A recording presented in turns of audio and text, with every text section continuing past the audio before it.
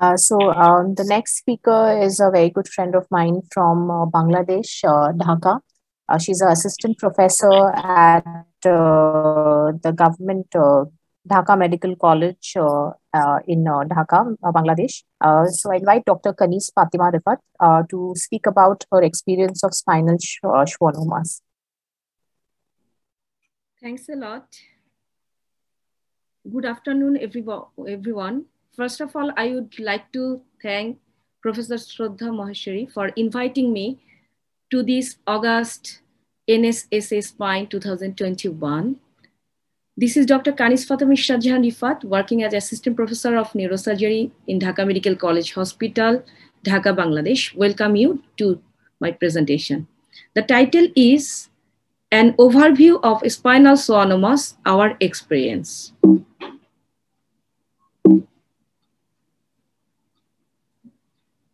This is my working place. Dhaka Medical College Hospital has been established in 1946. This is our working team. All of us know spinal schwannomas are slow-growing benign tumors.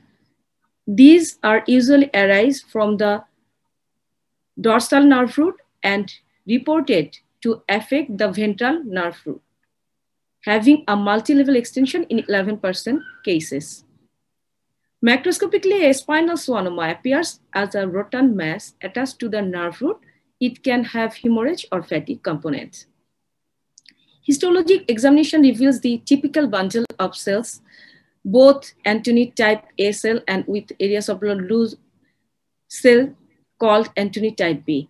Different classifications have been proposed looking forward to extension of spinal schwannomas into the spinal canal and or extraforaminal or extracanalular location, as well as their intradural and extradural components.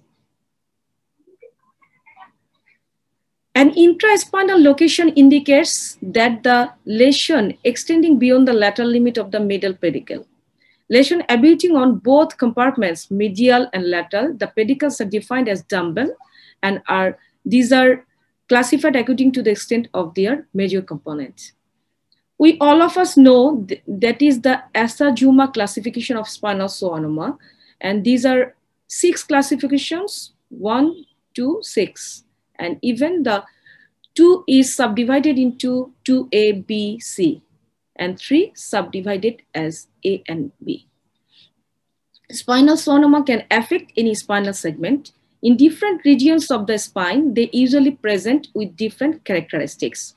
In the cervical spine, dumbbell-shaped tumors represent the vast majority, whereas intradural spinal schwannomas are more common in the thoracic region and lumbar region. Pain usually located to the affected dermatom and may be worsening over a long period of time.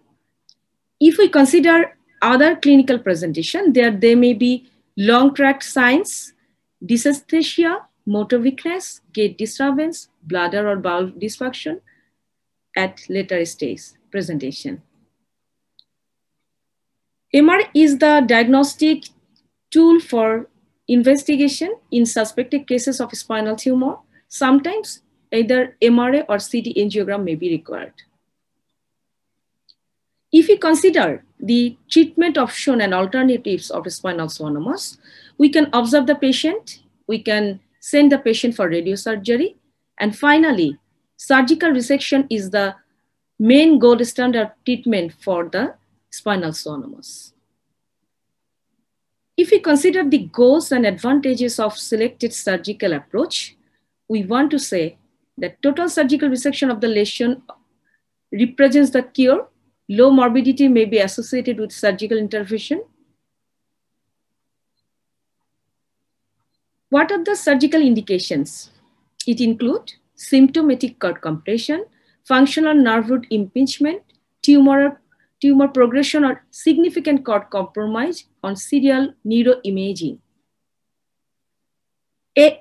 And asymptomatic patients and patients with severe comorbidities may be contraindicated for surgical perspective. We have reviewed 37 cases of spinal schwannomas who underwent operation for the lesions during the period of time since January 2016 till date. In our case series of 37 patients, 17 are female and the rest are male. If we consider the age distribution, in our series, the most of the patients belong to the age group 41 to 50%, consisting 15 patients, followed by the second common age group is the 51 to 61 years. And in our second is the age group is the 30 to 40 years group, and 11 patients belong to this group. The spinal schwannomas may involve different spinal segments, cervical, dorsal, dorsolumbar, lumbar.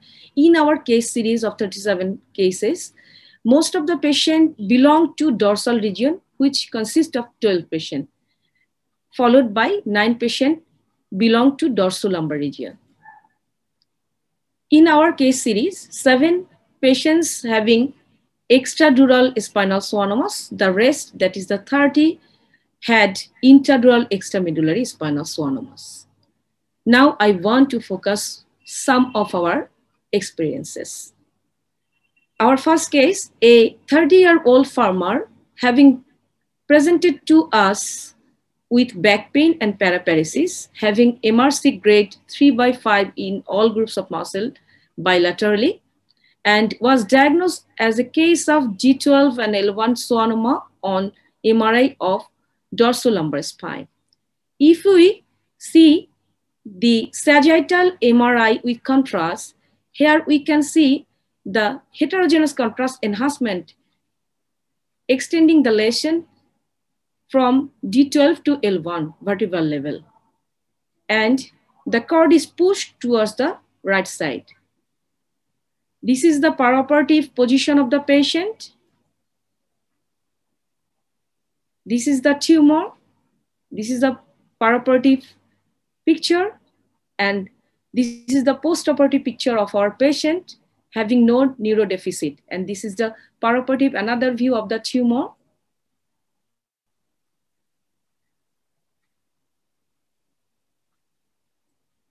Now I want to show the immediate postoperative outcome of the patient. We can see the patient can walk without any support. That is the prognosis or surgical outcome is very good. Our second patient, a 67-year-old male, was presented to us with quadriparesis, and he had features of compressive cervical myelopathy and was diagnosed as a case of cervical schwannoma extending the lesion from C4 to C5 level. If we see this T2 sagittal MRI, here we can see the lesion, and this is the axial film having the cord pushed towards the right side, and this is the perioperative view, and this is the X-side schwannoma. And this patient improved postoperatively regarding the motor function of muscle power, but spasticity remains as before. Our another patient, a 19 years young lady, presented to us with back pain, paraparesis, having MRC grade 2/5 in all groups of muscle bilaterally, was diagnosed as a case of compressive dorsal myelopathy, was revealed on dorsal MRI D1 to 11 schwannoma. If we see this T1 with contrast images, there is heterogeneous contrast enhancement lesion, which is situated in the D10 and 11 level. And the cord is severely pushed towards the right side. This is the perioperative picture, and this is the picture of the excised schwannoma. And this patient also improved postoperatively. And when we follow up this patient after 3 months of surgery, then we found him walking independently. Found her walking independently. If we discuss most of the Spinal schwannomas are usually entirely intradural, but some may be completely extradural. 1 to 19% are combination. Some may be dumbbell and 1% are intramedullary. Here we have give an overview of 37 cases of spinal schwannomas, those we had operated during a period starting from January 2016 till date. Out of our 37 cases, 30 belong to intradural extramedullary type. I have already mentioned earlier. Take-home notes. In our series of 37 spinal schwannoma patients, surgical outcome of extradural spinal schwannoma was good, and that of intradural extramedullary tumor was average. So if we want to consider the surgical outcome of spinal schwannomas, we have to consider a number of factors, such as the location of the tumor, the compression within the spinal canal, the neurological progression, patient's age at presentation, presence of comorbidities, extension, involvement of neighbor structures and organs. Above all, steps of surgical techniques regarding resection of spinal schwannomas should be followed very meticulously to achieve a good prognosis. Thank you all for patient sharing. Thank you, Dr. Fatima, for showing us your experience of schwannomas. I think we move on to the next speaker. We are running really late.